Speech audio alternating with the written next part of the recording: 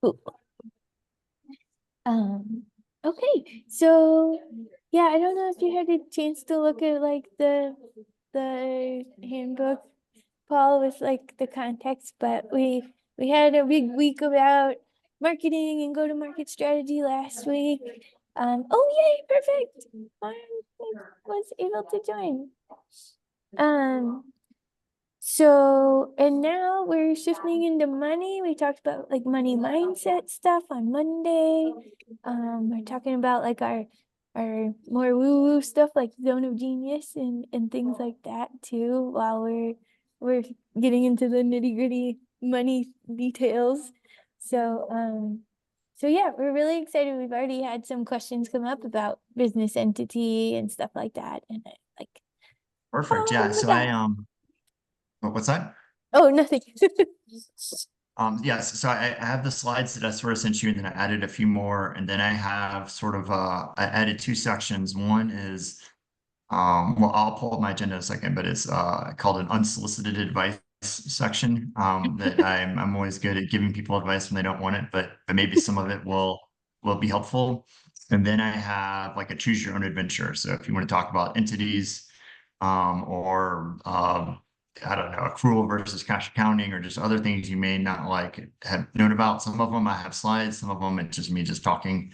But yeah, if that makes sense, I can go ahead and present, or is there anything else you want to do since we're, I know, probably capped on 45 minutes. So should I dive in, or anything else you want to do to kick it off? No, yeah, I think we should be good. Monica's trying to figure out her microphone, it sounds like, but at least she can hear us. Can you hear Yeah. us? Okay. And it's great to meet Okay. you, Danielle, Maureen, and Monica. I'll probably won't see you, but yeah, Ali, if you just want to, and I don't know if you guys format where you can just put comments in, and Ali, you can sort of Yeah. um Yeah, that's fine. reason, because I think the more you all ask questions, this is really for you all. I mean, I can give these slides all day long or do recordings or whatever, and it doesn't matter. But if you guys have questions, like we can quickly branch off. And Ali, obviously you interject with your questions as well. So Cool. Yeah, okay, we've been pretty informal with things so far, just since we have a nice, intimate, small group and we can just, yeah, yeah, sounds good. okay. Let me try to share my screen. Let me make it bigger. Let's see, is this one? No. Sorry, my toolbars. Like, I don't know. I always forget which one it is.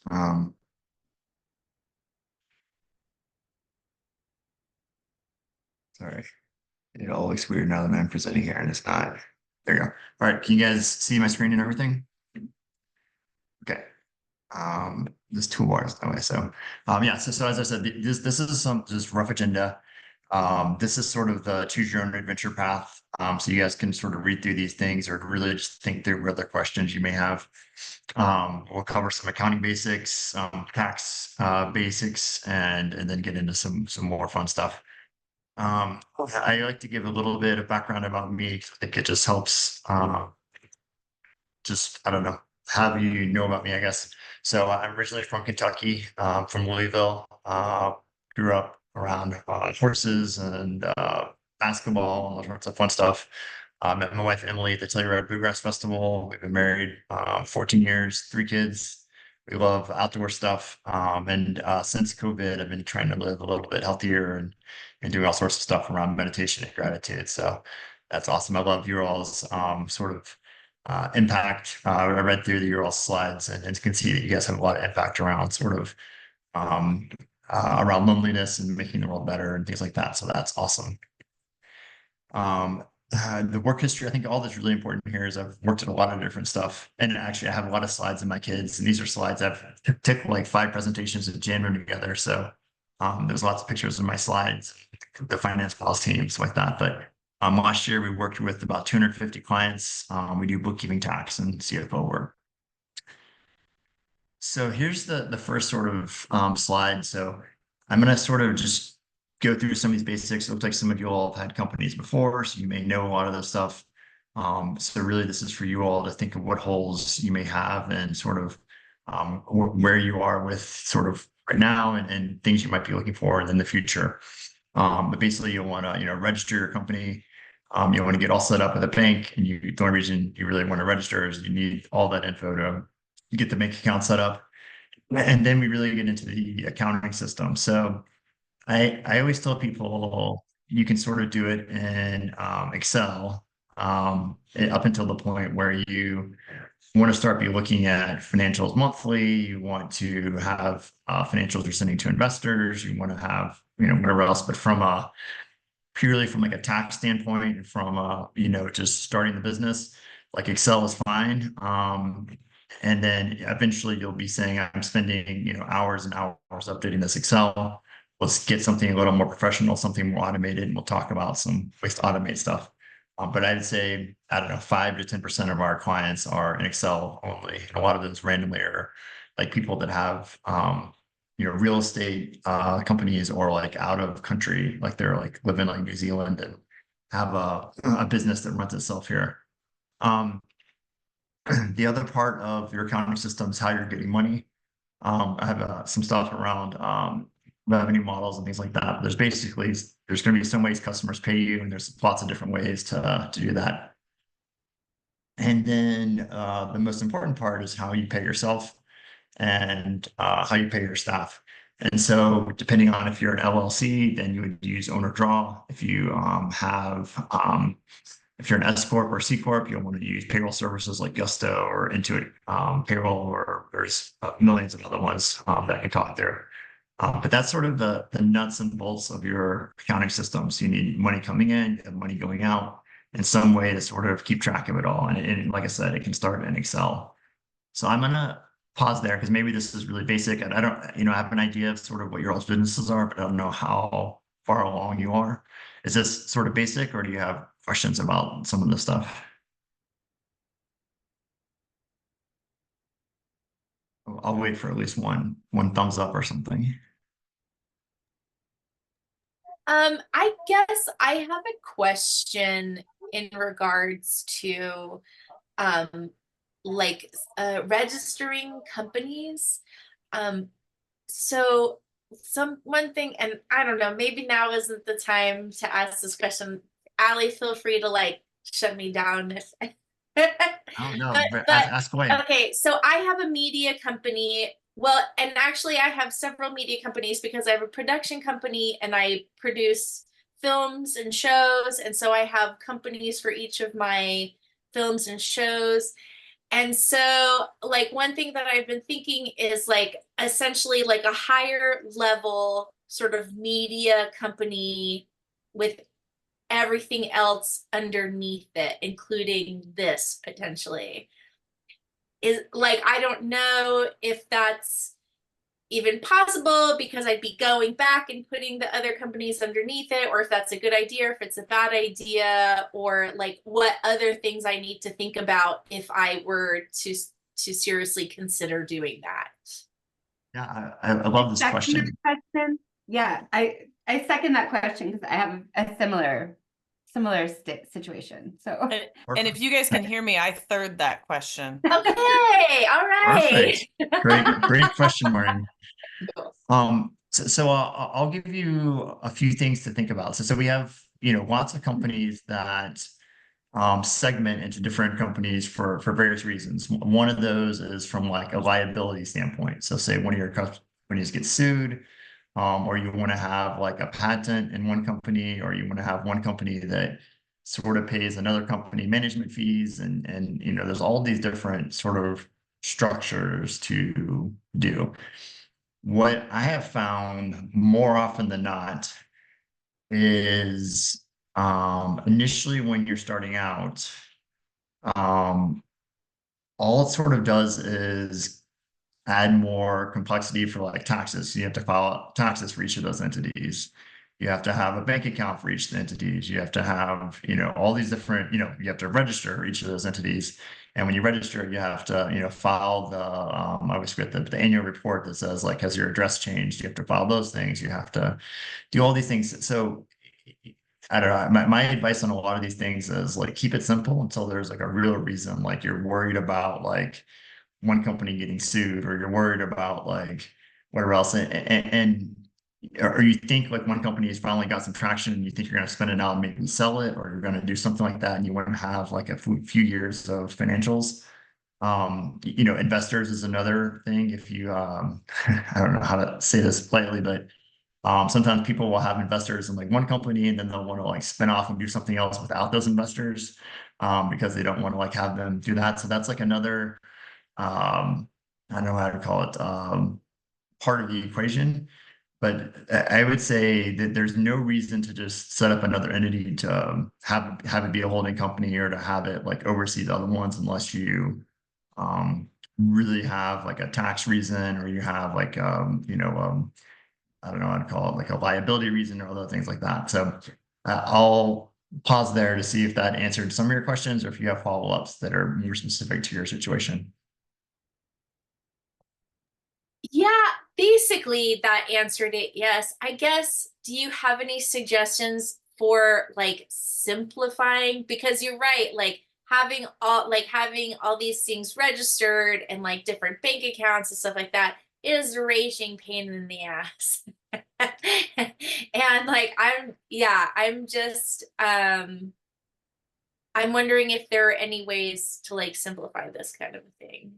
Yes. So within it, I'll sort of answer and then you can see if I'm on track. But typically what people will do is they will, sort of one, segment their financials. So you can use like classes as like one way to do that. So you can say like, I don't know, production company one is like this class, and I don't know, this media company is this class. You can sort of track it that way. So you have some idea of like what sections of your business are making money or losing money. To upgrade your classes, it costs, a little extra to do that. When you, sort of an easier way is just to sort of start segmenting your revenue and say, okay, this is our, revenue for this part of the company.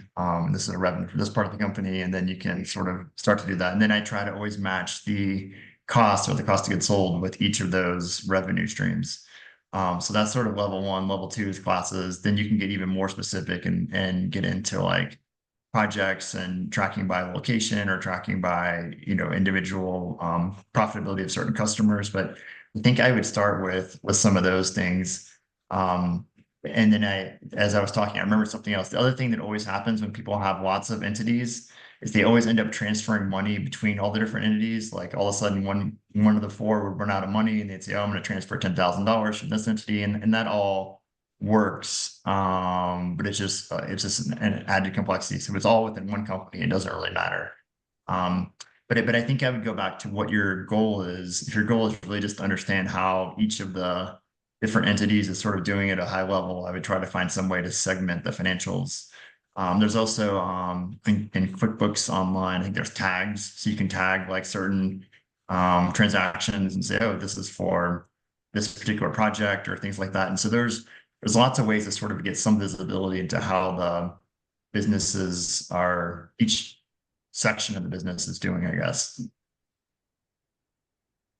So it doesn't matter to like the IRS or the state governing bodies, or whoever the powers that be are.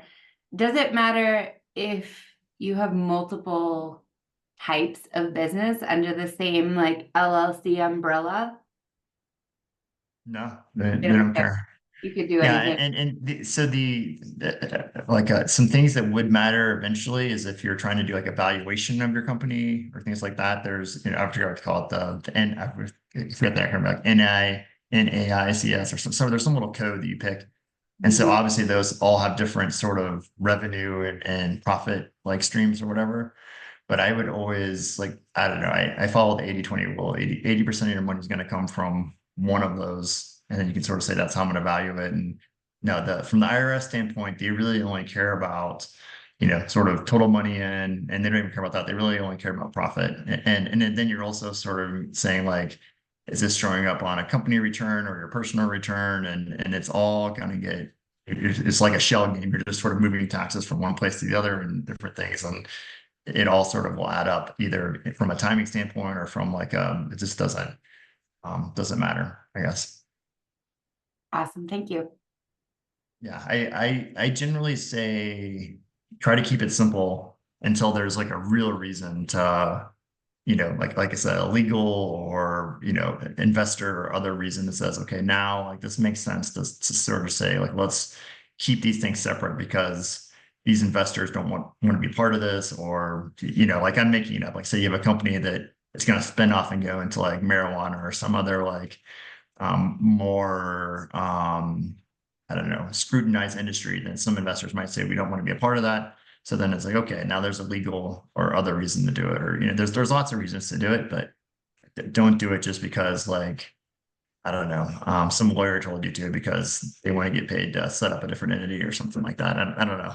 I don't think they would do that, but like just keep it simple until there's a real reason. And like when you go later on to like, so I've got MEEP, which is really Laurel Incorporated, but MEEP is a DBA of Laurel Incorporated, and then so is Fem Underground now, but they're both underneath my business entity, and they do very different things, but I guess that's okay. And at some point it would be okay to, if Fem Underground got like an investor, then we would want to break it off and create a new like C Corp for that probably. But So I those aren't registered as businesses like Fem no, Underground. but they are registered as DBAs, which is They're registered as what? like doing business as DBA. Okay. And on the Colorado State website, it takes like 2 seconds. You can go in and fill out that form. And I think it costs like $10 or something. And then I felt official, but I it feels kind of funky that they're so different, but I guess that's okay. And Monica has a question, but then I have a question after Monica. Well, I figured the DBA question would get answered through your question because that's something I was wondering. My question, Paul, is around I am starting a business that is going to have a very clear social impact. And so there may be some governance reasons to set up like a C3 that pairs with an LLC or a C3 on its own or public benefit corporation. What resource would be a good one to like make that decision about what is the right type of incorporation for a social impact entity? That's the first part of the question. And then the second part is like, what are the financial implications and how I would do accounting? I guess I know the financial implications of a C3, but the other ones, I don't know if it changes your accounting very much. Yep. Again, it sort of goes back to what your goals are. So if your goals are in a lot of those in public benefit companies, it's to sort of give back to the employees and have the employees own it, and that's sort of the rationale behind it. For the most part, from an accounting standpoint, it's still sort of the same. It's like money in, money out, profit. It's very, very similar. There are some, when you were saying C3, are you meaning like a nonprofit or a 501c3? Yeah. Yeah. And so then there are some different reporting requirements for those entities, and especially if you're getting donations and different things like that. And then there's, if you go down even further, if you're getting grants and different things, then there's different grant reporting and things like that. But for the most part, how would I say it? Your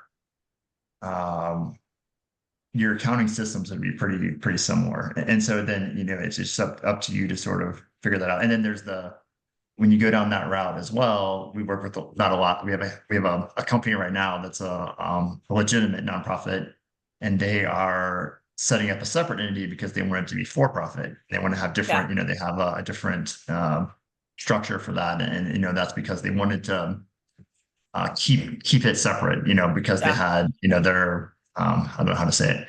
And they're how would I say it? It's sort of risky. It's sort of why they're doing it. If it completely flops, they want to have it separate. But Protect, then, yeah. yeah. It's those types of situations. So I think in those, yeah, I don't know how to call it. Yeah, if there's a clear reason, then I would do it. I guess. Okay. So did I answer at least part of your questions? Part of it. Okay, is there a part that's still open or? I think if I'm trying to figure out, I know that like there's a lot of different factors that would determine how you decide to incorporate. And so I'm trying to learn which factors are the most important ones to consider. Should it be the liability? Should it be the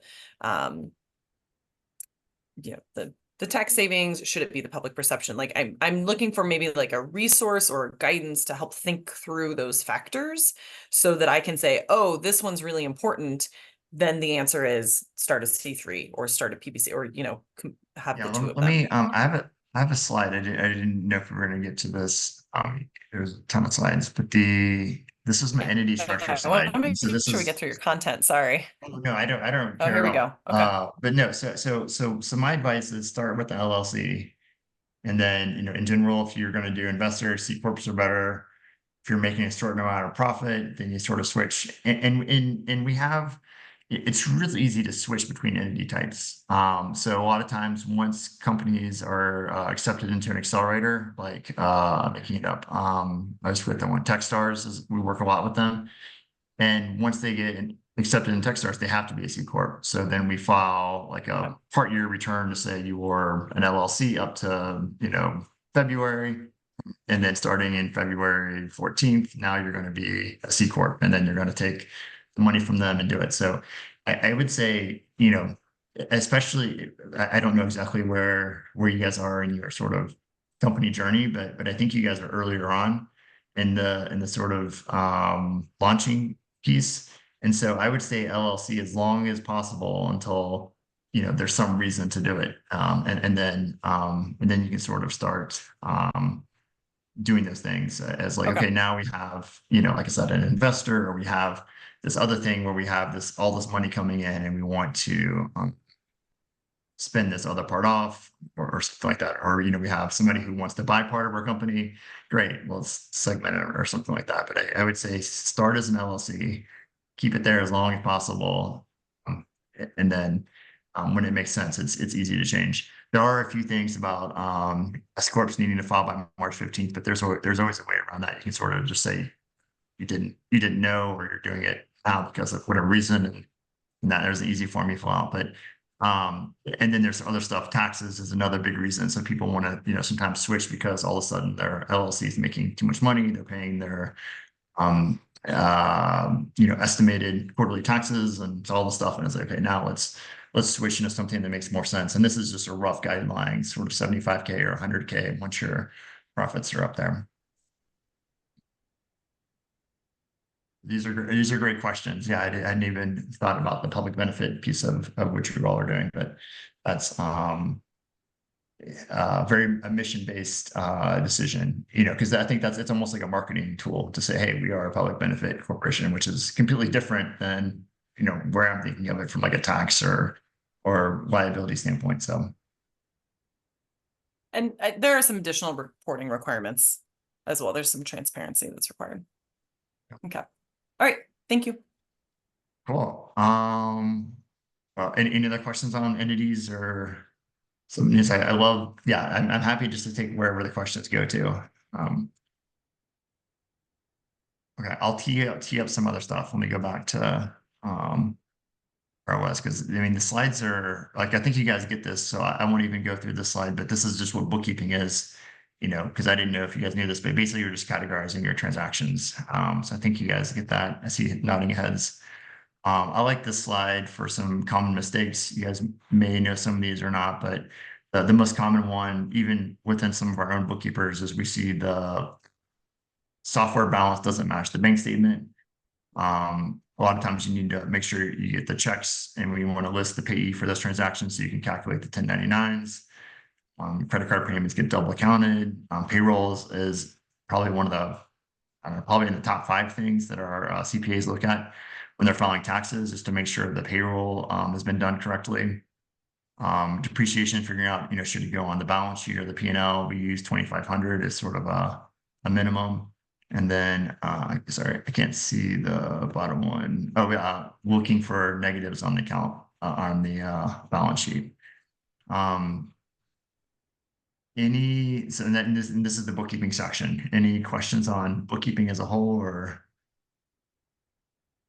Okay, good. And if you guys think of something, let me know. For taxes, this is also pretty standard. Things that you may or may not know, because I don't know how far along you are, but sort of how you pay yourself is super important. I sort of mentioned this earlier, but if you're an LLC, you would just pay on withdraw. If you're a corporation, you would use a payroll service. You need to pay 1099s need to be issued by January 31st. I don't think there's any product companies here, but sales taxes are a big piece of that. But not a lot of, tax, I think you guys, get this. This is a slide I won't spend a lot of time on either, but this was from a tax presentation I did. I think probably the most important one for you all, you may or may not know about, that I put in red here, is if you are developing apps or spending a lot on development, there are R&D tax credits, which basically will let you reduce your payroll taxes. So say, you have, whatever 10% of your payroll costs are sort of and payroll taxes and employer taxes, you can get basically those waived if you are spending a lot on R&D on like developing apps and stuff like that. There's a lot of other stuff around retirement accounts when you're making profits, timing your income and expenses, and lots of other tax savings ideas as you get more profitable, lots of depreciations and things like that. Any Danielle. general tax. Question. Danielle Yeah. has a question. Yeah, I was gonna ask you a question. I've heard a couple of times buy a car. Can you tell me why or like what that's about? I've always been intrigued by that. Yeah, it's basically, well, so there's a few things about cars. One is it's, you need a car, everybody's driving. So there's that piece of it. And it's just, imagine you have a business that has 100K of profit and you buy a 50K car, you can reduce your profit in half, and then you have a brand new car. And there's different things where you can expense it faster, because normally if you buy an asset like a car, you say, oh, I need this to live out over 5 years, and you can only, do like $10,000. There's different rules for cars that you can sort of accelerate it faster, which is super appealing. You have to put like a logo or something on the car. No. That was kind of what I had heard before. Or do you No, get you didn't. more of a bonus or a not depreciation, write-off if you do?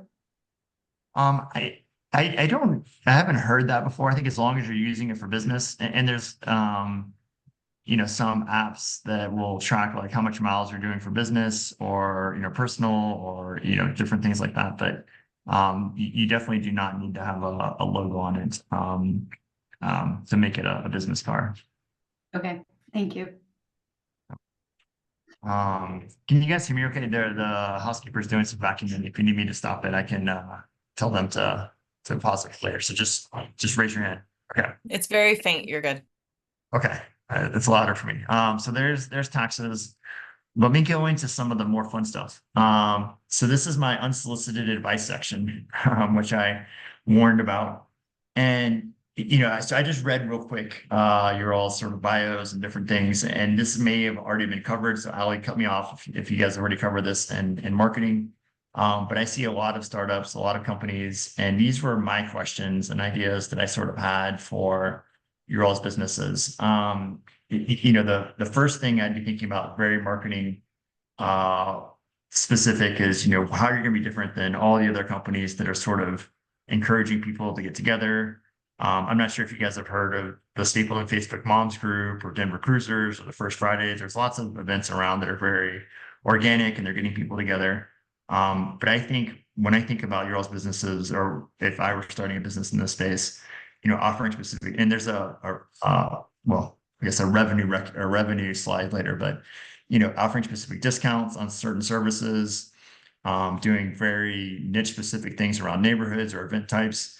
And really, I think in bold, I put things in red, which is probably not the right color, but, if there's people want to get together and there's an easier, faster way to do it, that's what's going to differentiate all of you all.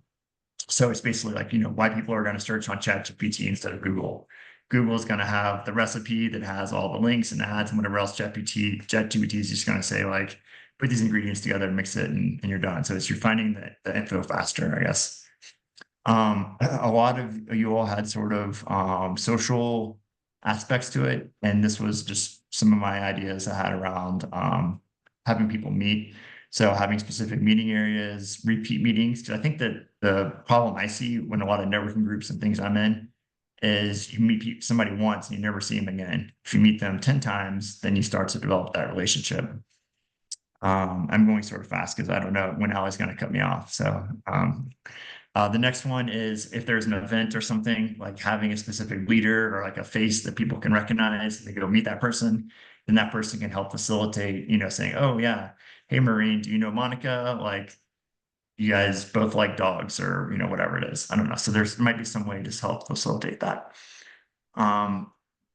This is another sort of slide in the same vein. As I was thinking about your all's businesses and really defining like what the problem is you're trying to solve.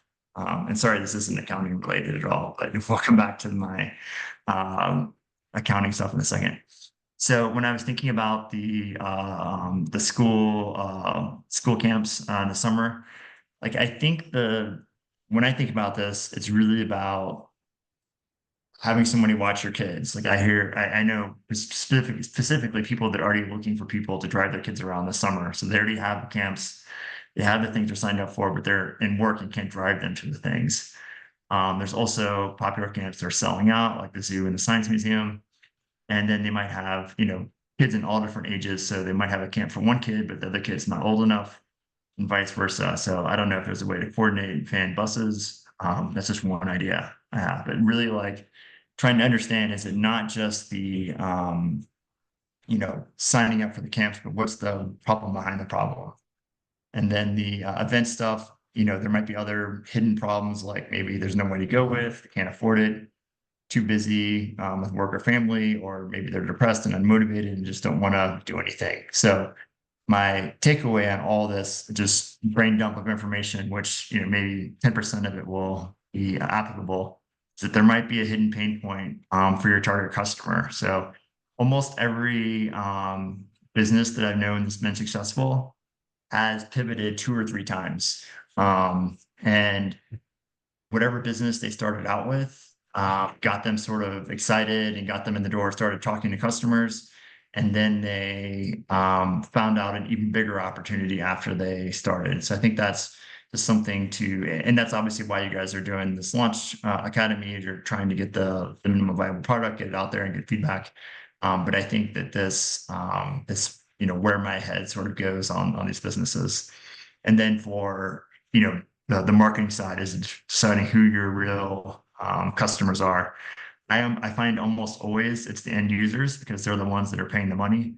But it's something to think about, because I think a lot of your all's bio sort of said like they're the underserved, musicians or underserved, businesses, and that's great if you can help them. But I think when you're formulating your sort of finance and sort of strategy around what you want to be targeting, I would always try to go back to the main customer. All right, so I'm gonna stop for a second when I get to the next slide, which is all these other topics that I can talk about. But let me pause there and see if there's any other questions before we dive into these, or if there's any specific questions on any of these topics, or which sounds most exciting for here for the next 10 minutes or so, I guess. I was curious. Thanks for listening to my tirade for a second. It was fun to spout that off.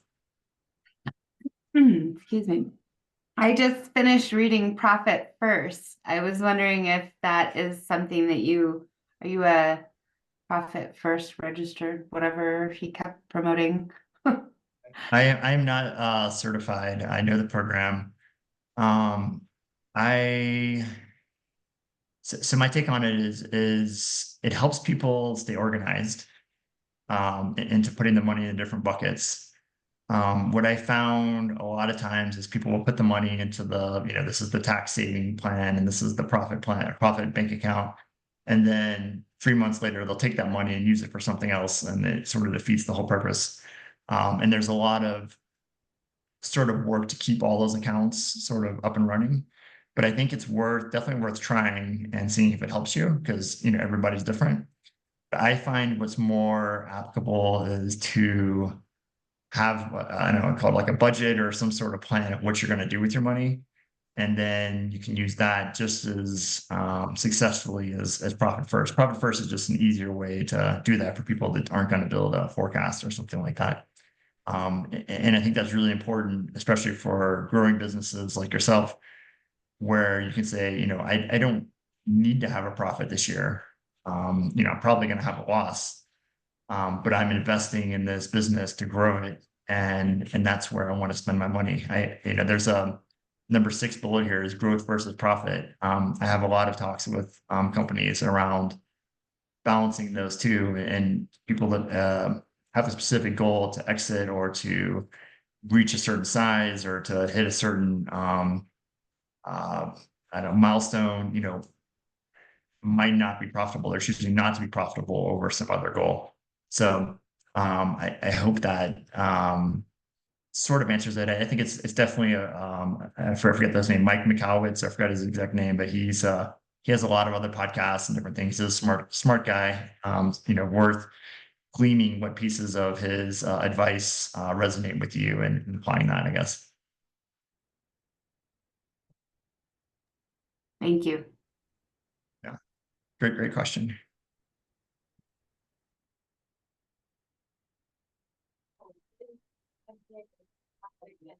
Yeah, would you mind talking a little bit about the cash flow forecast? That's what we're going to be working on this week in our office hours, is building kind of our financial model.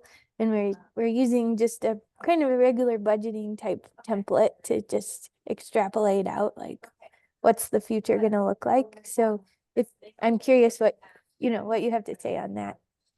Sure. I have a few slides on that. And my slides are maybe not organized. So this was the start of my budget forecast sort of section, and this ultimately leads to a cash flow forecast. What I find a lot of times is when people build their cash flow forecast or their forecast, they'll say, I think there's some advice somewhere that says start backwards. You say, I want to make 100K this year. And you say, okay, great. That means I need to be making about 10K per month. And that means I need to have this many customers, and you sort of work backwards. What I found is that it's easy to have a goal that isn't achievable or possible, or you're on the right track. So I sort of work the other way and say, how are you going to get those? The most important part for me is this first goal. How are you going to get your customers? And sort of starting with, either you're going to networking events, you're getting referrals, you're spending money on marketing, and you're going to get some amount of customers. And so that's why, this is like one example is like you're paying money on Google and then you're getting clicks and conversions. There's another section here around, going to conferences or signing up for networking groups and getting leads and referrals. But ultimately, you're going to have some way you're getting customers. It could be flyers on cars. It could be, whatever it is, but finding out those things and then saying, okay, if I do this work, I will get this many customers, and then using that to sort of build out your forecast. And I think that's going back to the point earlier. If you're doing this and say you spend, $10,000 and don't get any customers, or you spend, a month and you try to get customers at these networking events and you don't get any, then you probably need to pivot and try something different, either a different marketing strategy or a different, business model altogether. So that's why I like to have sort of a revenue forecast. The cost side is always, I guess, the bottom one. You're knowing to pivot when you have a you're not hitting your thing. And there's another bullet here around not trusting low-hanging fruit. I used to, I don't know. I think everybody makes this mistake at some point. They launch and they say, hey, my network, I've now launched this business, and then they have their grandma sign up and they have their cousin sign up, and then their best friend from college, and they say, great, I've just got 3 customers. I haven't spent anything on marketing. Like, my business is awesome. And then they realize that, they don't really have any customers. So, I always like to tell that story. On the cost side, this is a pretty boring slide, or there's not much in there, but basically figuring out your staffing cost, that's going to be your biggest cost. And then figuring out, the other, sort of OpEx, like rent and marketing, things like that. You can do some work on sort of one-time startup costs versus your ongoing expenses. And then ultimately you'll come up with some sort of, this is a fancy, way fancier than probably what you all need, but this is like an example of sort of like a multi-year sort of projection of revenues and gross profit, and looking how your income goes from negative to eventually turning positive, and lots of other things. This was for a brewery that was opening up a second tap room, but it was you ultimately want to build out some sort of thing. And this one has an income statement, balance sheet, and a cash flow, which is sort of the main pieces of sort of what you need, or more around a cash flow forecast. It might just be sort of revenue and cost and sort of building that out. And then one thing, when you think about this, is going back to the very start of how we were paying ourselves. You have to factor in your owner draw and other things that may not be on the income statement. So that's important to remember. I think that's all I had for that. Actually, yeah, this is a slide. I put a little bit of thought into this. If there's no other questions, the revenue models. I think for a lot of your businesses, this affiliate discounts is probably the easiest one to go after. Where basically you're taking a percentage of the appointments booked. So sort of like Groupon or AppSumo. And this works really well when you can give a discount. So say you're booking, a concert, or, a ticket for some summer camp, and you're able to get people, $10 off. Then it's great because that camp or event is getting another customer, and that customer's happy because they're getting a discount. And you sort of can take a little piece of that as well to sort of facilitate that. Especially since I think you'll have a lot of connections in the community. Like, that seems like where I would start. And then ultimately, then you can move into some of these other ones. Advertising is really hard unless you just have a ton of users. Paid subscriptions, I think, are sort of sexy, but I think they're not as applicable for some of these sort of very customer focused apps. So going back to who's your real customer? If your real customer is really the end user who's booking these things, you want to make it as easy for them to book it. And so there might be some things where they can get tickets to sold out events, special meetups, things like that. They might be paying for those things, but I think that's harder. I think just doing that sort of bread and butter of booking stuff with the discount. I don't know what other slides I put together. I like that you have under advertising, like I always kind of think of the Facebook example of where they monetized with advertising, and it took them away from their mission of why they actually, or the people they really wanted to serve, because they were incentivizing themselves to provide value for the advertisers. Is that what you mean there? Yeah, exactly. I forgot the words, but it was, get people off their screens was in some of your all's bios. And I was like, well, if you're, I don't know, monetary model is advertising, you want people on the platform as much as possible. So yeah, I don't know. I think it can be done, but I think that one's, I don't know why I listed it last, but it's just something people gravitate towards because they think it's probably the most popular or most popular model, but I think it's less, I don't know, less used in real life, I guess. So, Monica has a question. yeah. Oh, I was curious, you talked about subscriptions second, that affiliates and discounts is a little more bread and butter. Is that because it's easier Yeah, revenue I think to come by and there's a higher cost for subscriptions? so. I was literally just working with a different client on their subscription model, and we were talking about it. And so you think of subscriptions, think of Amazon Prime. Like they have of their purchases, like 70% of their purchases are through Amazon Prime members. So people are paying extra in order to get free shipping and get, all the stuff. Mm-hmm. They look at most subscriptions, like think of the credit cards, like there's paid credit cards and free credit cards. Only Mm-hmm. about 15 or 20% of people pay for the paid credit cards. Same for what was the other example? There was what was it? Credit cards. There was something else I was looking at, but another one. Ads. Like so if you watch TV and you want to have the version with no ads on your TV, only about 15 or 20% of people pay for that. So there's, when you look, or I'm sure Dropbox and Chat GPT, I'm sure there's a similar percentage where people are happy to use the free version. But if they have this, this great feature, some people will pay for it because, they value that thing a lot.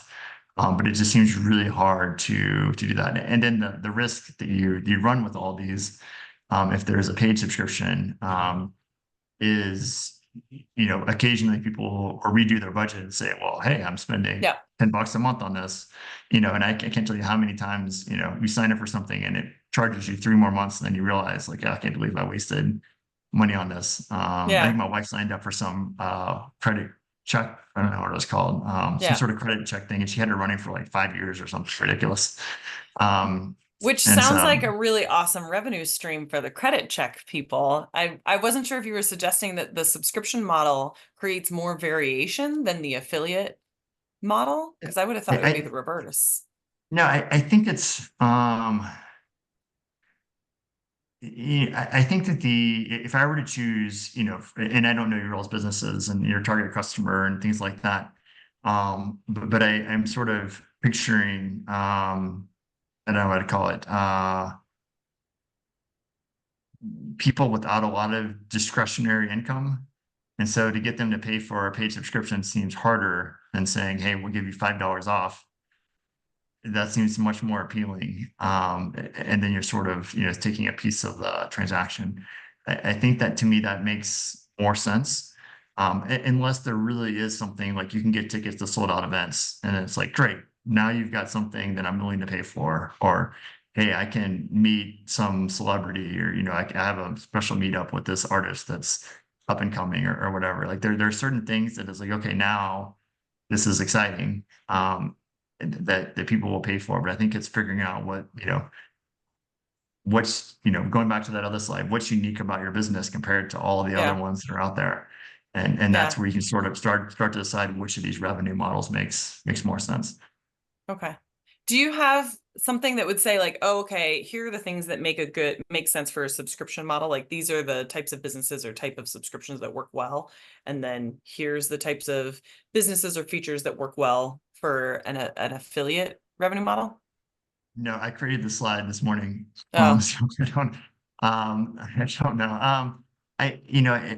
Like when I think about it, I mean, think of yourselves, like what, you can go through your credit card, think of all the subscriptions you pay for. And then this is really good advice, like for everybody thinking about it. Like if there's something you're paying a subscription for, then that's providing you some value, then those are the types of things that I think would be really great for subscriptions. So like Dropbox, you get more storage. Chat GPT, you get a better response and faster and more up to date. Or it's just like you're willing to pay for that.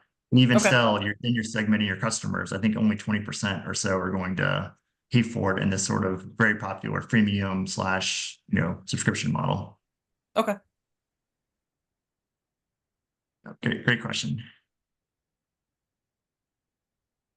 Ali, what questions do you have? I don't know. I just sort of jumped around a lot, so sorry for just throwing a lot of stuff at you guys. But no, I think I just had a comment on from the forecast the first forecast slide you had, which this is one thing that I love about how Paul thinks when he comes in as your as your helper money person in general, is like, let's not just look at the money part of it. Let's look at like, why is money coming in? Where, and even this is an unusual, from my perspective, like spreadsheet to see, right? Because we have a combination of money and customers coming in and things we did to get those customers, and we're bringing it all into one place where we can really see the cause and effect of like what's happening. And like Paul was saying, of like, well, it's easy to say we need 10,000 a month, and then the numbers have to start at 100 people in the first month, or whatever. But starting from the beginning, I think, is such great advice to say, okay, what's realistic in like June of 2024? What is actually going to happen? And putting all these really specific numbers about how many people did I talk to? How many of those people signed up? So that's where I think of the forecast can be really fun and cool to kind of map out. But I'm glad you showed it like this. Yeah, and this is, like I said, it's just different than how, maybe different than how some people think about their forecast, and they say, hey, revenue is going to grow 10% every month, and they're going to do whatever else. But I like to really think of, what are you doing to get those customers? And that's what these yellow ones is. I don't know if you can see it. These are the drivers, and then the blues are the variables. But what is it? What are the things that you're going to do to your customers? And then that's why I really like it, because if it doesn't work, then you can say, you can play with different things like your pricing and, whatever else. But ultimately, like, you have to figure out, is this channel the right channel to get customers, or is the business as a whole, a viable business, or there's something these customers are not buying because of some other reason. The real reason is, they don't have the money for the concert ticket, or they don't have the a way to get their kids to summer camp, even if they could buy the summer camp. Like, they don't have a way to get them there, so they need to find something easier, just an easier way for somebody to watch their kids. They're just trying to find the cheapest, easiest way because they're stressed at work or whatever. So I think it's like, I actually had a business a long time ago. Actually, I don't know if you know this, but it was a hair and makeup styling business, where people would, yeah, it was one of my earlier businesses, and people would come to your home and style your hair and makeup. It was my sister's idea, and I was like, great, I can launch this. And I launched it, and it worked really well. We were getting, like 10 or so appointments a week. I absolutely hated it. It was not my passion at all. But what I ultimately found is I thought that people would want this business because it would save them time and money. Like, somebody comes to your house, like, what's better than that? There's no better way to get your hair cut or style than that. But what I found out, which is very different, is people loved, especially new moms, loved leaving the house, leaving their kids behind, and like taking a break from all that and going to the hair salon. So it's very counterproductive. Or you look at what's it what's Etsy or Pinterest or one of those, like, started off like for like hobbies for like old people, and then it like completely spun out into like where it is now. Or all these businesses completely change as they develop. So I think that's I don't know, if I have one message for people sort of in your all stage, it's sort of just being open to those things and trying it out and saying, okay, we're going to try this thing. We're going to try to get 10 customers, and we're going to talk to these 10 customers, and we're going to figure out why they bought, or talk to the 10 people who didn't sign up and say, why didn't you sign up, or what would you like? And I think Allie's really good at, I can see in your all's future weeks, or maybe you've already covered it, but there's a lot of stuff around that, and getting customer feedback. And so anyway, that's where my head goes all the time, is how to continuously improve the model, I guess. Yeah, in MEP language, we call that the visionary mindset, where you've got your Simon Sinek why, how, and your multiple whats, being open to the fact that your vision that you started with is just one of those what's, and like, yeah, just this is just a test, which takes a lot of the pressure off in a way. Yeah, it's just the first step. Hmm. Yeah. Cool. Okay. Well, is there any more questions? Right, Paul? Sweet. Well, thank you so much. This is Yeah, awesome. I'll stop sharing. Thanks. Yeah, thanks for having me. Super fun. I'm super excited for all of your all's businesses, and it was great to, like I said, read your all's bios and see where you're heading. So Yay. And Thank you. Oh, go ahead. oh no. Well, I'm gonna, Paula, I'm gonna see if you're okay with it. I might add you to our little Slack conversation.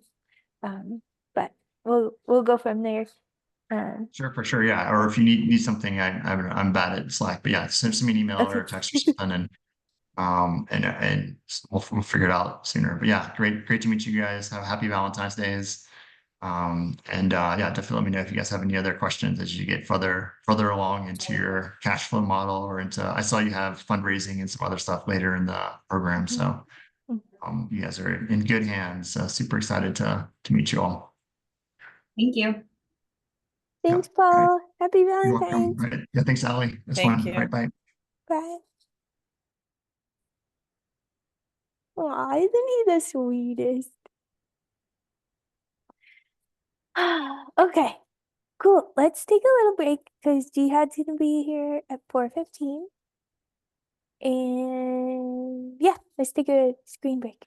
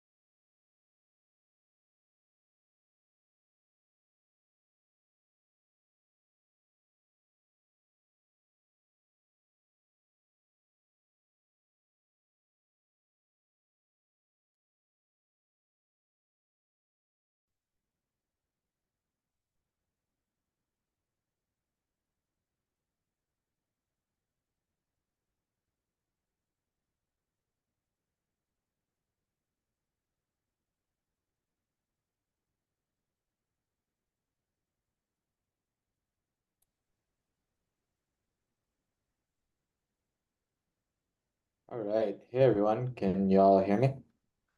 Hi, I can hear you. I'm the only one here. We took a little break after our last speaker, and no one else is here quite yet. Yeah, no problem. Y'all have a full schedule. I'm glad y'all taking a break. Indeed, I know we're not so good always at taking the breaks and walking away. No problem. We'll give everyone a sec. Um, No break for you? You're just I ready? just got back. Okay. Just wondering. I was just looking you up on LinkedIn. So fractional, I've heard of fractional everything else, but product is not something I've seen before. That's pretty cool. I love product. I sold a company a few years back, and when I went to work for the acquiring company, I was a product manager, and so got to like formalize my training in it, and so much fun. Like I had no idea. I probably would have gone into that completely and exclusively if I'd have known it sooner. Yeah. Wow. Yeah. I mean, honestly, I never planned it. I was like an engineer for a long time, and you'll hear a little bit about it in a bit, but Mhm. I just fell in love with like design, just like the idea of like building and crafting something that's like just an incredible experience. I just feel like I just get a lot of satisfaction out of that. So Yeah. a very Yeah, it's fun. And like, have you done exclusively B2B? yeah, so I've worked a lot, yeah, in B2B. I've worked with clients on B2C on some aspects of it, especially like trying to implement some certain like network effects in certain apps. So but yeah, I've kind of worked across the spectrum. Yeah. I had been exclusively B2B and this venture is B2C, so it's a new world for me. And Oh I'm yeah, completely different hmm adventure and challenge, but I'm sure Ali is taking us down the straight path, like just keeping us trying on. to. How's it going, y'all? Hi, Jihad. Good to see you. Good to see you. Ah, thanks for joining us on Valentine's Day. He is also wearing red. Man, Yes, I the fully rep that. boys are better than us. Yeah, I still have to prove myself. I'm planning a lasagna dinner that may or may not go terrible. So we'll see how I fare after tonight. So y'all, if y'all don't ever see me again, like y'all know what happened, you know? Those are the stakes, man. This is intense. Lasagna steaks, yeah. Yes. So Wait, you're not making steak, you're making lasagna. Sorry. Cool. Well, so to give you some context, we just heard from Paul Hefner, who is an awesome accountant and correctional CFO. And he gave us some, just thoughts around like business entity stuff, accounting stuff, revenue model type stuff. But we're super excited to hear from you about like pricing strategy and product strategy stuff. 'Cause I'll let you kind of give everybody your background, but we're in the presence of greatness here. So well, I don't know if I could, measure up to that, but I will give some background and I will also try to get this presentation up. But since we're such a small group, I actually really love that we can just have a conversation. Honestly, I read up on all of y'all. I looked into what are y'all doing and what's like the goals going out 1 year, 2 years ahead from now. And that was really useful to me about how can I add value to y'all's life. And ultimately, this is a beautiful timing because the way Ali and I met was talking about pricing, and we were talking about what's the best way to go to market with pricing. And we had a little bit of like, fight. We just kind of, was in lunch line and we kind of had a back and forth. But that was really when I gained a lot of respect for Ali because she was thinking very deeply about her cohort and thinking about how can she set y'all up for success. And so what I want to do in this conversation is basically, first of all, keep it open, right? As we talk about y'all specific use cases, about what are the different strategies we can implement from a pricing standpoint to get traction, to get revenue. And if your goal is become profitable or get funding or get acquired, all right, pricing is critical to all of these things. So we are really in a critical time to talk about how we can get this implemented. So one thing I want to do is add my iPad to this call. So let me see if I can So drop. fancy. You know, I'm just like, I just like sketching, honestly. I'm very so just give me 1 second and I will get this up for y'all. Any questions in between? I'll give a little background on myself in a second as well. Yeah, anything you guys are hoping to hear about?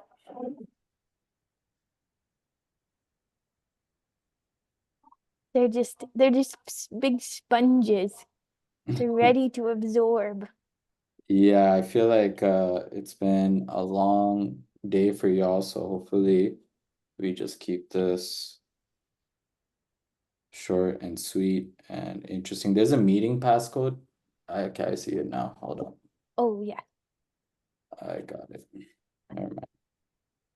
Monica says she's hoping to know what to price her service at. Perfect. That's exactly one of the things. All right. So let me share my screen. Like I said, it's open discussion. So, you know, I'd love for y'all to just have a conversation and we can kind of keep it open. So everyone can see my screen. I can see it. So hopefully y'all can see it. So, right, why is this conversation important, right? So, you know, majority of startups fail for two reasons. One, they misread the market, or two, they run out of funds, they run out of money. And my belief is in underlying the both of these is an understanding of the customer about what they're willing to pay for and how they are willing to pay for it. And so in the pricing and product strategy conversation, it's not two separate things. When we talk about product strategy, pricing has to be a part of it. And how we represent that pricing is ultimately going to be an acquisition strategy. So that kind of throws a lot of people off because they think of pricing as separate from the value proposition or the product market fit and all these things. But more than anything is that how you price is how you're representing your value to the customer. All right. And ultimately, if you can't bridge that gap with your pricing, then you will not be able to acquire the customer. Okay. So what do I mean by that? That's a lot of words. What I mean is that very literally, if you're offering a way to, let's say, buy a premium subscription for your social app, right? And getting more exclusive or premium events. If they're not willing to pay for it and you know you're opting for a free model, then you're kind of stuck in a rut, you know, and you definitely don't want to be so down the path where let's say you've invested thousands of dollars to build an app, assuming that they are willing to pay for your premium subscription and then finding out they don't. Okay. And that's where, you know, we can see that a pricing strategy correlates to acquisition, not in the form of just users, but paid users. So there's a lot of different ways to cut that cake. But I want to really frame this in a way that, like, you know, what we're talking about here is a super important piece of your product strategy, and it's not separate from anything else. So what makes me qualified at all to be here speaking about lasagna and, you know, potentially helping y'all out? So I was a software engineer and then an engineering manager for a long time at some big tech companies like Amazon, like Whole Foods. And I was part of the innovation teams, really thinking deeply about how to build products in a way that can scale out. And, you know, I did that for a while and, you know, had some perks, but at the end of it, I was like, why am I doing this for $1 billion company? Like, they don't need more help. And ultimately, I felt that I had a skill set where I can work across the product and business in a way that could help startup founders. And so I set up, I built Liberate Labs to be a sort of, your fractional product officer, your technical co-founder in a service, so that, getting startups out of their initial hump of getting the product and getting into a funding round, Series A plus. That's the goal that I do with our startups. And so I've had the privilege of working on multiple C-level suits, like fractional CTO, fractional product officer for multiple startups, helping them scale, helping them reach 1.5 million ARR and beyond. And so I learned a few things from there. And so when Ali told me I have an opportunity to just kind of contribute some knowledge or share some of my experience, I definitely jumped at the opportunity. So I guess I'll take a pause there. Any questions, things like that we want to cover? I see the chat, so let me pull that up. Right, easy stuff. Cool. So when we talk about different pricing options, right? We're talking about there being really a couple pathways for it. So let me just do something here.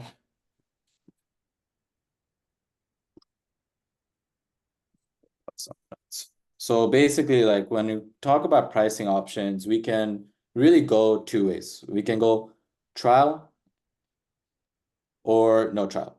Simple enough, right?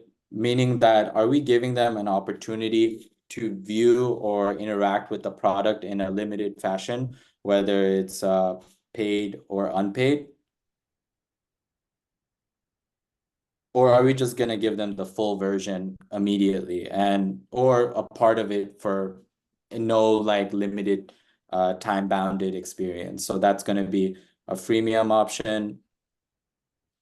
And otherwise it's just a full experience. Okay, so you'll see here we're talking about kind of 4 different types, right? So trial, you can do paid trial for a week, 30 days. Cool.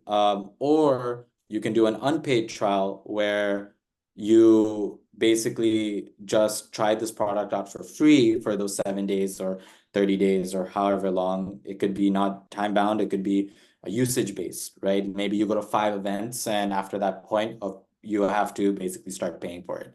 So that can also be considered a trial, but it is limited by some bounding.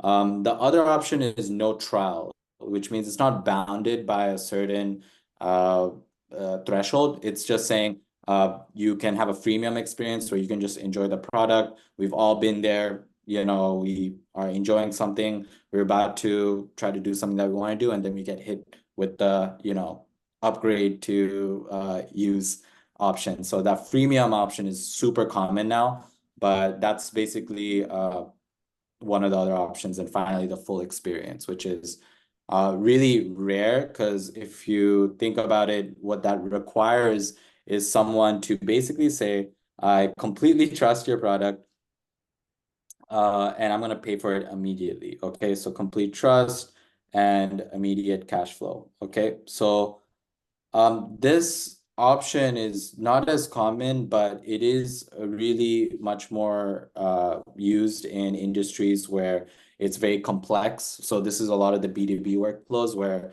the value is self-evident value, meaning that like when you hear the pitch, when you hear the demo call, you know what it is, you know exactly how much value you're going to get out of it. There's high trust.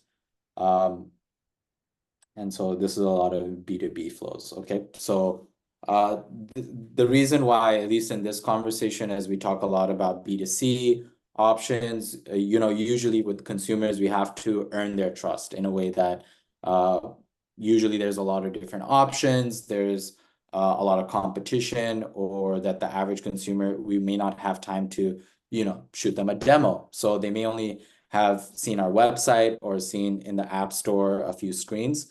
And so if you know, you go to the app store and it's $4.99 to buy a product, even though you could spend, you know, $30 on a lunch. For some reason, when you download an app and it's $4.99, you think twice about it. I don't know about you, but I do for some reason. But it's really because, you know, it's a little bit of more of a commitment, and it's an irregular behavior where we have to basically put some faith into it. And so that's why, you know, when these two options, the full experience for B2C is not as common. And when I say full experience, I mean to use it, you just need to pay for it.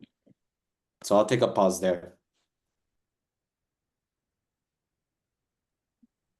That's Yeah, I know. actually really helpful. Okay. I like seeing it drawn out that way. I hadn't thought about it, especially like I mentioned before, just coming from the B2B world. So yeah. Yeah. With you. When you're talking about the trial offering, is that almost entirely to build trust with customers, or is that because you are learning about the pricing yourself?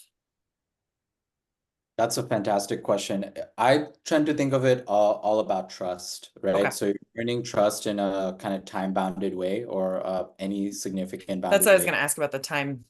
How long is it typical?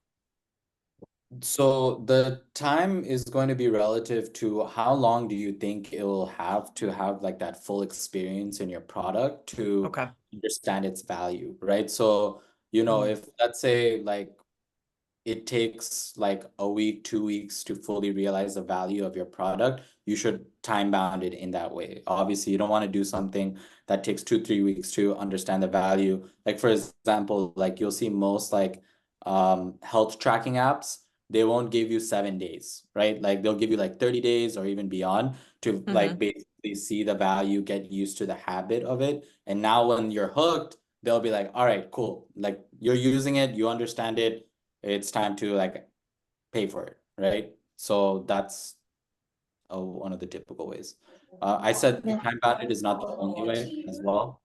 It could be usage based. So if you've used like, I don't know if y'all use Zapier, but it's like a automation connection tool. If you've connected a couple times, they know like you like the product, you enjoyed it, so you can start paying for it.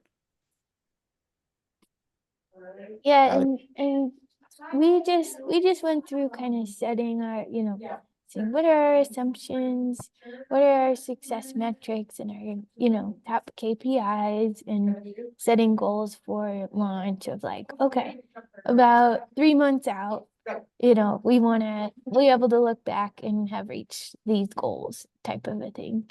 And part of that ends up being starting to understand it, like I kind of think of it as like these user cycles of like you're talking about. How much time does it take for a normal thing to happen within this like world that we're creating? So it's gonna look different for each different product for sure. And we can go back to our user journey maps and even mark on our map and say, where's the point where they get to this value moment that Jihad's talking about? Where, okay, and how many times do they need to do that? Maybe it's once, or maybe it's a bunch of times, or 3 times that is our hypothesis before then we say, okay, now you understand and it's time for you to pay. But we can definitely use those goals that we've been setting. Yep. Yep, well said. Yeah, that time to value, that's like a real interesting kind of metric to be tracking and thinking about, right? You want to shorten that time to value, and ironically, I'd say intuitively, you understand that it impacts pricing and your trials as well, because it says that, if you can get to value quicker, the more quickly you can basically have the turnaround time for a sale, right? Ultimately, customer acquisition. So that's where, things start to overlap. So now that we have kind of like a framework, right? Trial, no trial, and within that, do you pay up front for the trial? Do you not pay for it? Or do you, in the no trial option, just get them into the product with a freemium offer?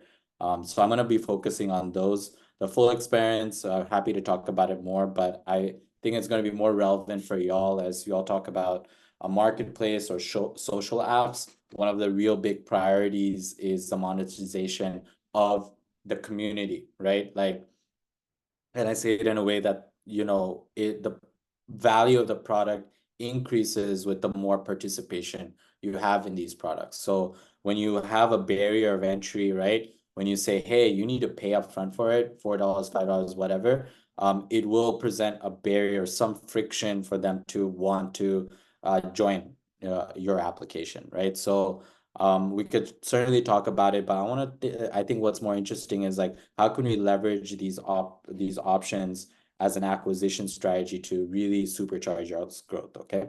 So we can talk more about it. So one thing that Ali and I debated a lot about was whether or not something should be free.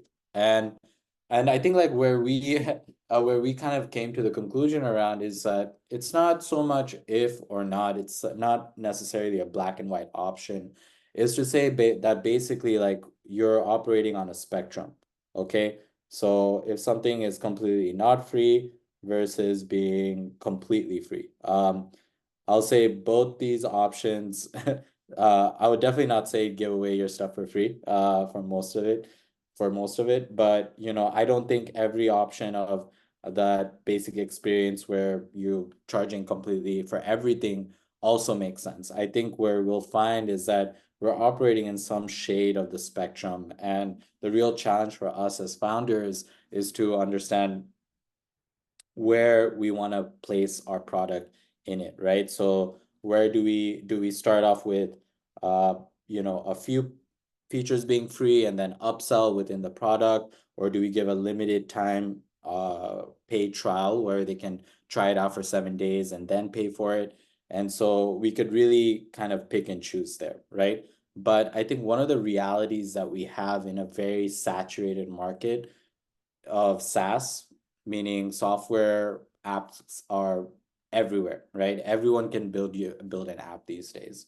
And really the challenge is competing with all these different products to get noticed and to get users and differentiate. And so that's why a lot of products these days that you'll see do not charge you upfront. There's very few apps that are like, hey, this is the upfront charge, you pay for it once, and that's a lifetime value of it. Usually what happens is it will be for free, you'll get into the product, and you'll have an option to get some of the value and then be upsold inside the product. And the reason why many of them do it like this is because it's just easier to get customers that way. So now the real question is, once you get them into, obviously one of the challenges for y'all in your go-to-market is how to get people even into your app, whether it's free or not. But once they're in there as part of this pricing strategy, how do you land and expand the revenue with these customers? So that's why we're talking about this free option, right? As a way of maximizing revenue or increasing the top of funnel customer flow. Okay. So how does free work, right? Like how does this work in terms of you know, adding value to your business? One is the business model disruption, which is that if you can offer something for free that is currently not free anywhere else, you will get attention, right? This is a way that you differentiate as an acquisition strategy, is by saying that, hey, you're paying hundreds of dollars for this. You don't have to pay anything to start using my product. That is a huge, huge differentiating factor. It shouldn't be your only differentiation. It shouldn't be like, hey, I'm doing everything the other person is doing, but I'm just free, because that's not a good business model. But what it does in a way is it disrupts incumbents. For example, like Robinhood did something incredible with the fact that, you know, if you want to invest, you used to have to open up a brokerage account, and it used to cost a bunch of money, and it used to be a tedious process, right? Robinhood said, you know what, you can open up a brokerage account for investing in 5 minutes, and it's free, and you can start immediately, right? Those things really compel people to join very rapidly into your product. So that's one way free helps The other one is through lead generation. So we already talked about this a bunch, so I'm not going to do it. But basically, like, it basically gives someone, a customer, an opportunity to try your product and earn trust. And if it's an incredible product, right, they will share it with their friends. And the barriers of entry, you want to reduce that friction as much as possible for them to start using your product and eventually being upsold. Okay, so that's where we can leverage some value from this kind of freemium or free trial options. Okay, so how do we do it? Well, I guess before I do that, any things that y'all want to chime into? I was just gonna, kind of come in with just mentioning the discussion that we've had with this free stuff, right? Like, there's so many different arguments you can make here, and it just depends on like your true north, right, and your values and what you're trying to do.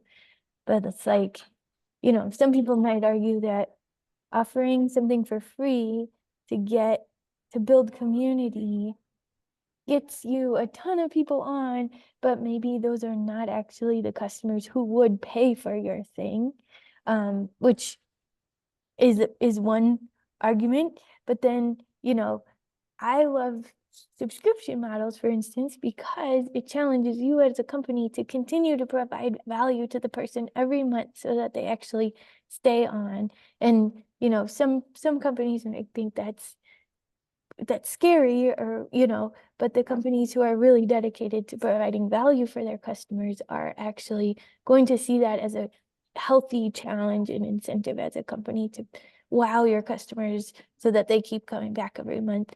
And so in some ways, this free thing, I think, would be seen like that, where it's like, okay, let's give it for free and let's make it cool enough for them to actually want to pay for it. And that could be a way that this free thing kind of does work. Yeah. I'm mostly arguing with myself in my mind, but Yeah. yes. Yeah, exactly of what you've covered, Ali, is that, there is a lot of risk with opting and what I would say is the freemium model. Okay. So I'm gonna actually circle back to what you were just saying, Ali, about that risk, if that's cool with you, because I think like there's a few points that I'll make in terms of how we can implement free in our product in a safe way that limits this kind of delaying of validation from the market, which means if you could get a bunch of people into your app, and maybe that could be monetized in the form of ads or sponsorships and things like that, and that's great.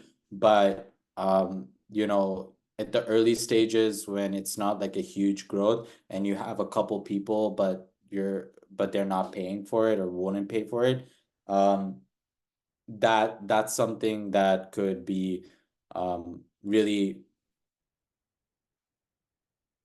putting you in the wrong direction of where you want to ultimately make your product in terms of profitability. So, kind of looking at those two options in trial and freemium, there it really is a way that we can do it in a way that can be safer. And so I'll make 3 points in that regard. One is that you don't have to choose. You can do both. So like you can opt in ways that you go with freemium and without a trial, or you can go with the trial instead of freemium. And so basically you can opt. There's many ways you can sequence it. There's companies that have obviously actually done both, but in terms of like how you basically can sequence it is that you can opt with a freemium option to get them into the product, and that freemium option is basically saying that you can opt into a paid trial or unpaid trial on the pro version. Okay, so that's one option. Or you can opt it into the paid trial, right? So or it can be opted into the main just the full experience. There's many ways to kind of cut that cake, but I just wanted to point out that we're not talking about it just exclusively like it has to be one or the other. There's many ways we can be creative about it. Again, it's about can we get them into this position of paying for it regularly? But what I'll say is that, to put it simply, if you want to go the freemium route where you're offering the product for free but with certain features locked away, you really want to make sure your product can be fully understood without experiencing it. Okay, so that means that can you understand the product that you're selling without actually having to go in and experience the product. The reason why we are saying about that is that the reason why someone would download it and try it without experiencing it is because they can understand it before basically they pay for it. So that's one of the options. The other option is to go with a trial. This one is really a lot more popular in B2B as well, which has a lot of hand holding and a high price point. So like that means that basically if you need to basically pay for that trial, then that means they need to have a lot of trust. And with that trust comes with basically a demo or a bit of an onboarding experience where you can guide them through the product. It could also be such that, the product is still well understood and there's a lot of high trust and you are confident that they could pay for it. They can just get started with the trial. But the freemium is for those that, like, if you want to spend a little bit more time trying to get them to experience the value and get them more into the product, then you can be upsold around it. So I know that was a lot of words, and so we'll go through a little bit more examples and we can talk about it more in detail. But basically, in this option of choosing freemium or trial, freemium is a lot more complicated, okay? And the reason why is that when you're opting into this freemium model, you have to basically choose what do you keep free and what do you charge for. And without knowing very deeply what your customers are willing to pay for, you basically risk bringing them into the product for free, right?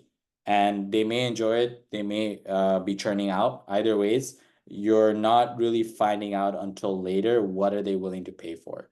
And that is what really Ali is getting at, which is this risk of, making the product free, but not monetizing them early enough. And so that's where, freemium should really be done with a lot of care.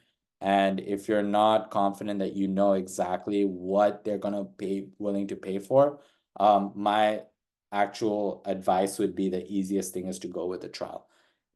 Because it's so well defined, at 5 days, you will see the conversion rates. At 7 days, you will see the conversion rates of whether your customer will be paying or not, but you give them an option to experience things beforehand. If your product has a premium, a premium kind of price point where you're willing to just either they're going to pay for a paid trial or an unpaid trial, I think like this is a really good option as well. So I'll take a pause there. We've covered basically like what are the two options and I guess combinations of those two options between trial and freemium and kind of the risks associated with the both of them and why or why not it may work for you. So I'll take a pause there. Questions?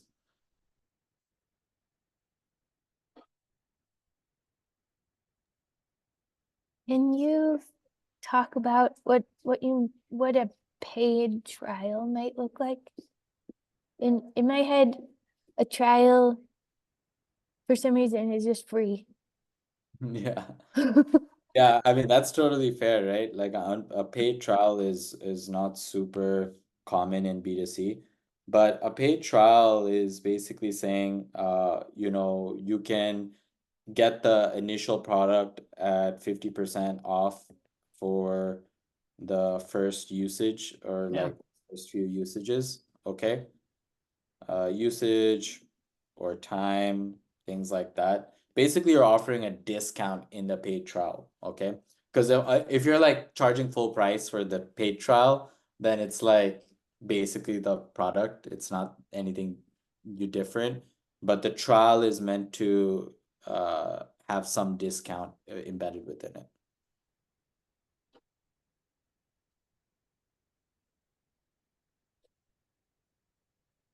Make sense?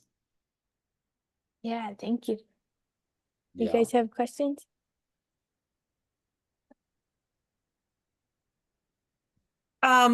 I don't know if you have any experience with this, but I'm thinking of it.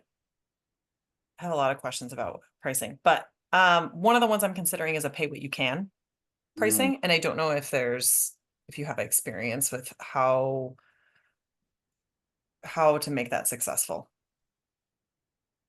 I love that you brought it up because that is Ugh. still one of the kind of pricing options that's super out there, meaning like Yeah. you do not see it a lot, but I've seen it work pretty well. Like for example, Rocket Money, if you guys have ever tried it, does that option.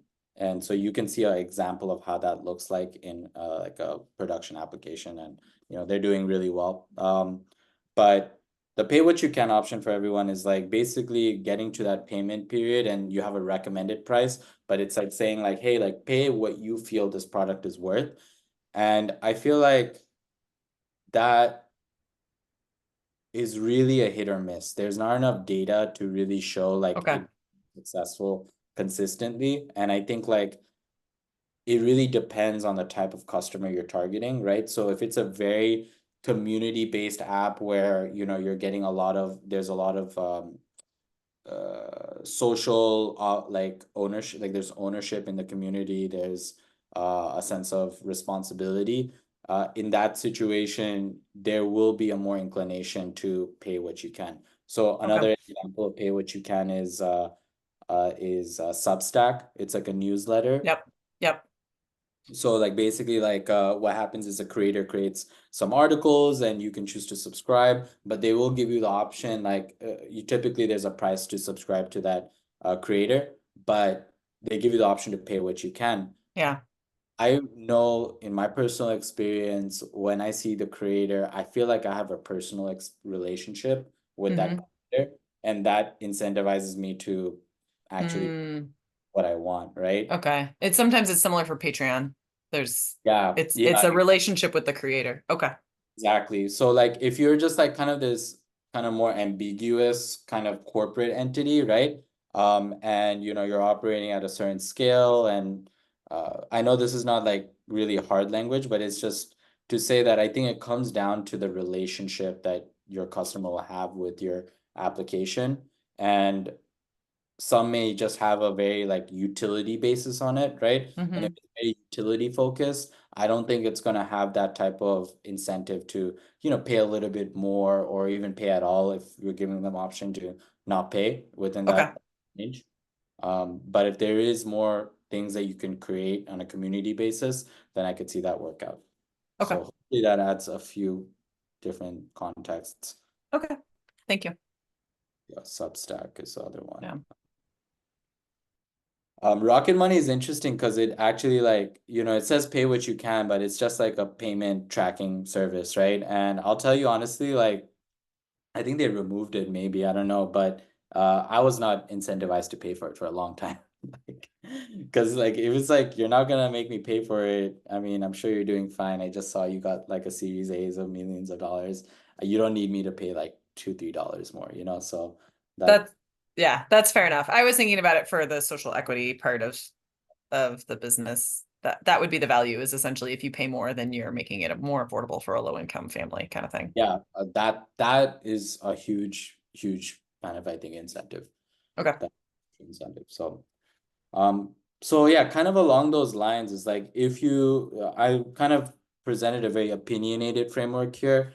Obviously there's never any black and white answer, but I feel like at this early stage, if I just tell y'all, yeah, you know what, like everything could work, it's not as helpful as me being a little bit more opinionated. And that's why, take my piece of feedback as like just a component, which is that, you know, freemium is very hard to do if you do not know what your customers are willing to pay for. And if you don't know that, then I would actually advise you to go with the trial first, where it can be a free trial, but what you're doing is you're limiting the window in which they can just operate with free, and that gives you immediate feedback that you can utilize whether they convert or don't convert, to find out if you're building the right thing. Okay, so that's what I'm going to just kind of put out there. If you do go with the freemium option, right, the things that you want to keep free is the spreadability features, the engagement features, and the retention features. So like these are the features that will either help them spread through an organization or community. It could be the features that get them hooked to your product. We're talking about the aha features, the features that will be like, yo, this is amazing, right? You don't want to hide those behind a paywall, okay? And the other one's the retention. So basically, like, you know, you don't want to limit usage to such a degree that they can't continue using your product, right? So these are the things you want to keep free. The things that you do want to charge for is more of the high usage, pro features, power users, and something that, you know, is going to go beyond just a more exploratory threshold, okay? So that's a kind of a good framework to keep in mind. So now it gets into like that question that was asked about how do you charge? And so the, like, you know, at the point where you get to the point of charging, so the key, if I can spell right, the key thing that I like to baseline around is what's called a value metric, okay? So a value metric is an essential piece of your product that has a direct correlation to how much value your user is getting. Okay, so what does that mean? It means that a value metric is that if this metric is higher, that means your user is getting a lot more value. If that value metric is lower, that means they're not using it or not getting as much value. Okay, so some of the examples could be this company called Wistia that charges per number of videos or channels you have. Slack charges by the number of members you have in your organization. There's a lot of other ones. I mentioned Zapier, okay, number of zaps. So like basically this value metric, like we can use Slack as an example, is that if you have 5 people in your organization and you're paying for those 5 people, you're getting the value of having 5 people, being able to communicate with 5 people, and you're paying for that amount, and you're presumably satisfied with it. But if you are getting 100 people into your Slack channel or into your Slack team, you're getting a lot more value because now you're communicating with 99 other people. And so in that situation, you're paying for 99 seats. So it doesn't have to be seats, but it's really just saying that, you know, per count of this metric, you can meaningfully derive like the value that they're receiving from your product. This value metric is really, really useful for a lot of reasons, not just pricing. It's also useful to understand, you know, is your customers getting the value that you anticipate? For example, a value metric could be, if you're a social app, is how many events did they end up going to, right? I'm just giving an example, but it's to say that if you're a social application trying to get people to go to events, if they're not going to any events at all, you could assume they're not really getting the value that you're intending. But if they're going to a crap ton of events, then that changes about like your the value that you're providing to this individual. And what's really great about this value metric is that you can tie pricing to it, okay? So basically by tying pricing to the value metric, you're reducing churn, and particularly you're reducing churn for one reason, because you are not charging at a flat rate. So if they're getting less value, they're not paying as much, and therefore they're willing to keep on paying for it. There's often a lot of churn when there's a disproportionate amount of money being spent and value not being received. So when you have it tied and anchored to your value metric, you're basically moving with the value, and that helps reduce churn, okay? The other aspect of tying money to a value metric is particularly lowering the friction, okay, of buying, because then it gives, again, an opportunity to earn more trust with a smaller number of seats, and then over time being able to grow alongside of them. So in some way it like reduces CAC, okay? So now, like, you know, Can the next you, sorry, can you explain that a little more? If you tie the pricing to the quantifiable value that you're creating for the customer, Mhm. then that reduces friction, or are you saying as a business owner, then you focus on reducing friction? The latter, it reduces friction, yeah. Because like, you know, it's one thing to say like, hey, I'll pay $100 a month upfront, flat, if I'm gonna use it a lot or not, versus saying that, hey, you pay $5 a member, okay? And basically it's up to you how many members you use, if that makes sense, right? No, It's but like that's okay. Keep going. yeah. Another way to phrase it would be as like a pay as you go versus like a flat rate, Yeah. saying that, yeah, like you have to just pay upfront regardless of how much you use versus Okay. pay for what I use. I see what you're saying. If you price it the right way, then you are reducing friction for the customer when they are making their purchase decision. Okay. Yep. So this is again one of the other opinionated ways of kind of pricing. There are other options where you can just opt for a flat rate and things like yeah, that's basically like a flat rate subscription fee. Things like Superhuman, this email management service, will be like, hey, flat $30 a month, and you just pay for this subscription.